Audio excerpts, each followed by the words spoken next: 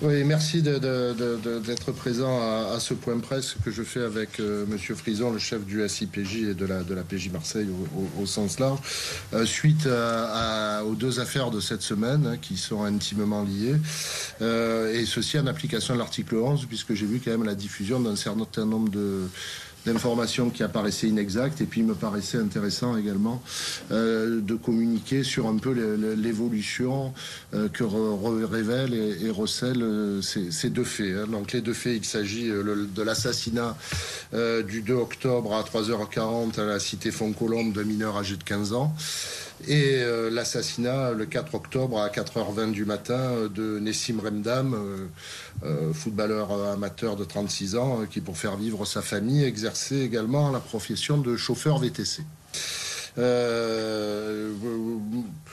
Pour plus de clarté, vous aurez un déroulement chronologique des faits, hein, des faits constants, comme l'on dit, objectifs, tirés des investigations menées en un temps record, de manière particulièrement efficiente, et je tiens à le souligner, par la PJ de Marseille, qui nous permet d'avoir une vision très claire de la situation. Donc chronologiquement, les faits sont les suivants. D'abord, ils s'inscrivent dans un contexte qui est celui du conflit actuel opposant dans le 3e arrondissement de Marseille, on va dire au sens large la DZ Mafia, et le clan dit des Blacks de la cité Félix Piat, notamment pour la prise de contrôle du point de deal de la cité du Moulin de Mai.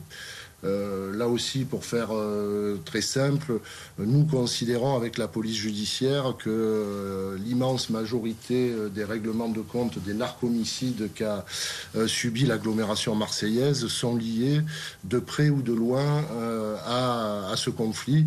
À ce stade également, on constate que ce conflit semblait circonscrit, puisque nous avons fort heureusement, suite à l'action là aussi très volontariste que les magistrats instructeurs, le parquet et la PJ, on reste à des niveaux qui sont fort heureusement pas comme ceux de l'année dernière, mais qui restent quand même importants et inquiétants. Donc dans ce contexte-là, un détenu du centre pénitentiaire de Luynes, âgé de 23 ans, et se revendiquant de la DZ Mafia, va recruter via les réseaux sociaux pour 2000 € un mineur de 15 ans qu'il a connu en qualité de jobber, hein, vous savez, ces petites mains du trafic de stupéfiants, et il va lui confier la mission de se rendre au parc Bellevue afin de brûler la porte et de tirer dans la porte d'un co-détenu qu'il estime faire partie du clan adverse et du clan des Blacks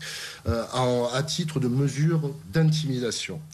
Il lui demande, et là aussi c'est assez classique, de se filmer et de mettre ces éléments sur le réseau social. Le mineur, porteur d'une arme de poing, et s'étant adjoint les services d'un autre mineur âgé de 15 ans, va être conduit par l'organisation qui lui a fourni l'arme à Félix Piat pour exécuter l'acte d'intimidation pour lequel il avait été commandité par notre détenu depuis sa cellule. Arrivé devant le bloc de l'immeuble où il devait se rendre dans les étages pour incendier cette porte et pour tirer dans celle-ci, il va tomber sur une bande de personnes de la cité Félix Piat qui étaient en faction devant cette cage d'escalier. Il va être questionné, il va être fouillé.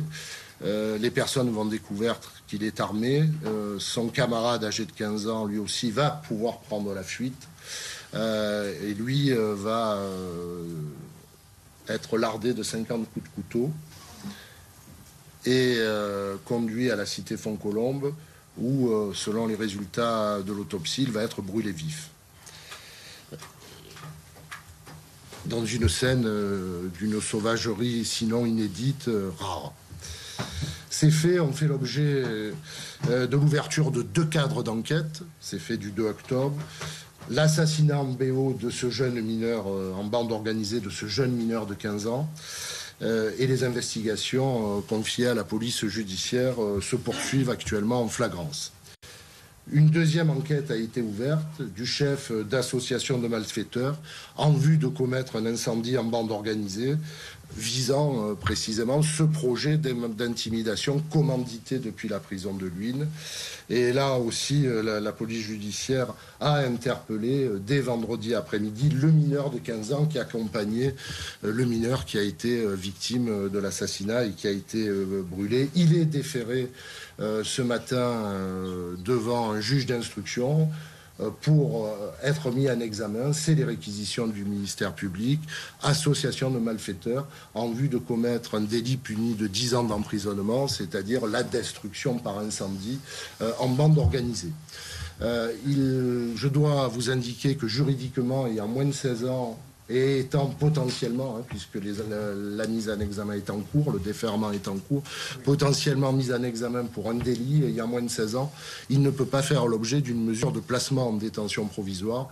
Le parquet a requis son placement à l'extérieur de Marseille, naturellement, en centre éducatif fermé, puisque ne serait-ce que pour sa protection, il est urgent que ce jeune homme quitte l'agglomération marseillaise. Il est connu, mais pour une seule affaire, pour des faits d'infraction à la législation sur les stupéfiants. Il avait été interpellé par les policiers de la sécurité publique en juin 2024 sur un point de deal en compagnie de l'autre mineur qui était son ami, qui travaillait avec lui sur ce point de deal et qui est décédé dans les circonstances que je viens de vous indiquer. Donc ça, c'est la première série de faits, celle du 2 octobre. Nous avons également l'affaire du 4 octobre, qui est la suite de ces événements du 2 octobre, puisque le détenu de 23 ans, détenu au centre pénitentiaire de Luynes, estimant que l'on avait tué un de ses jeunes, entre guillemets, quelqu'un de son équipe, et pour une question d'honneur, décidé d'exercer la vengeance et commandité toujours depuis sa cellule l'assassinat d'un membre du clan adverse. Pour ce faire, il recrutait exactement de la même manière, par le biais des réseaux sociaux, un mineur âgé de 14 ans, originaire du Vaucluse, et puis organisait toute la logistique, puisqu'il le faisait chercher en voiture, il le conduisait dans une chambre d'hôtel à Marseille. Le jeune étant lui-même porteur d'un revolver 357 Magnum, il lui demandait d'exécuter ce contrat pour une somme de 50 000 euros. Et dans cette chambre d'hôtel, notre mineur de 14 ans était rejoint par un second individu. Et il commandait un Bolt, un taxi, qui était conduit par Nessim Ramdan, donc notre victime du 4 octobre, footballeur émérite, âgé de 36 ans, et qui, pour faire vivre sa famille, avait également cette activité déclarée de chauffeur Bolt. Et il s'agit d'une victime qui, ni de près ni de loin, a un quelconque lien avec le trafic de stupéfiants, et qui ne faisait finalement ce soir-là qu'exercer son métier. Ils vont demander à être conduits vers la cité Félix Piat, où, par quelques indiscrétions, ils pensaient pouvoir trouver leur victime. Ils croisent sur la voie publique, à proximité de la dite cité, leur cible, ou en tout cas une personne qui pouvait ressembler, qui pouvait être cette dernière. Ils vont demander au chauffeur du Bolt, à monsieur Ramdan, de les déposer, de les attendre, puisqu'ils avaient quelque chose à faire. Très vraisemblablement, bon, là, la version est naturellement sujette à caution. Ce qui est évident, c'est que M. Ramdan n'obtempère pas à la demande des deux individus. Le mineur de 14 ans sort son 357 Magnum qu'il avait à la ceinture et lui tire une balle mortelle à l'arrière du crâne. Le jeune homme va prendre la fuite, va se cacher dans une rue à proximité. La police arrive très rapidement sur les lieux, le quartier est quadrillé et il va appeler la personne, le commanditaire, qui suit les opérations depuis la prison d'Aix-Luynes, pour lui demander à ce qu'il lui envoie une voiture et des personnes pour l'exfiltrer. Toute autre chose va se produire puisque pour une raison là aussi qu'il conviendra de déterminer avec précision, le commanditaire ne va pas envoyer une équipe mais va faire le 17 pour dénoncer et donner le lieu précis où l'on pourra interpeller le jeune assassin et va revendiquer cet acte au nom de la DZ Mafia. Ce qui nous renvoie à notre contexte et à ce que je vous indiquais au début de notre propos. Nous ouvrons une information judiciaire ce matin également pour homicide volontaire avec préméditation en bande organisée, association de malfaiteurs, acquisition, détention, transport d'armes de catégorie B par au moins 2 personnes. Le commanditaire qui a été là aussi, je vous le disais au début de mon propos, identifié par un travail d'investigation rapide et efficace, a été extrait de la maison d'arrêt de Luynes et il est déféré ce matin en même temps que le jeune homme de 14 ans, auteur de cet assassinat.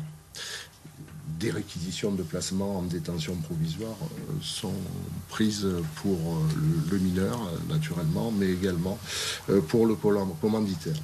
Alors, je trouve quelques éléments un petit peu de contexte qui me paraissaient importants de relever. C'est l'âge des victimes et des auteurs, de très jeunes adolescents. Alors nous avions eu l'année dernière des victimes jeunes, mais souvent des victimes collatérales. On avait des auteurs, on avait constaté un rajeunissement, c'était un petit peu les analyses que nous faisions avec la police judiciaire.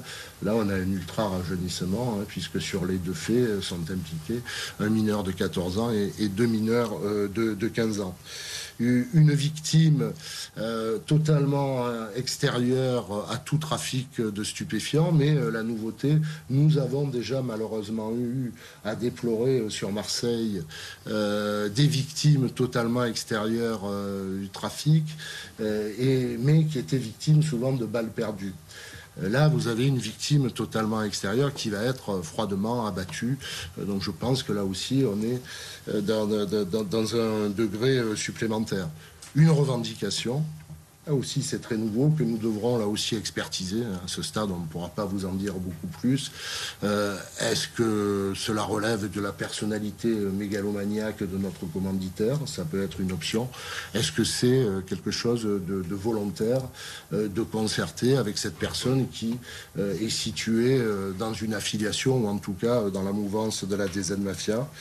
Un intérêt opérationnel totalement limité. Là encore, l'année dernière, nous avions des tirs sur des points de deal, on tuait des petites mains du trafic. Ça n'avait pas beaucoup de sens déjà, mais on pouvait toujours chercher à dire j'intimide, j'essaie de prendre le contrôle du territoire et j'élimine les soldats adverses. Là, l'intérêt nous paraît encore plus limité. Une perte totale de repères qui va faire que des jeunes garçons vont répondre à des annonces, non pas pour aller faire les vendanges ou même pour vendre de la résine de cannabis sur un point de deal, mais pour aller ôter la vie d'autrui sans aucun remords, sans aucune réflexion, avec un rôle des réseaux sociaux là aussi qui commence un petit peu à nous questionner.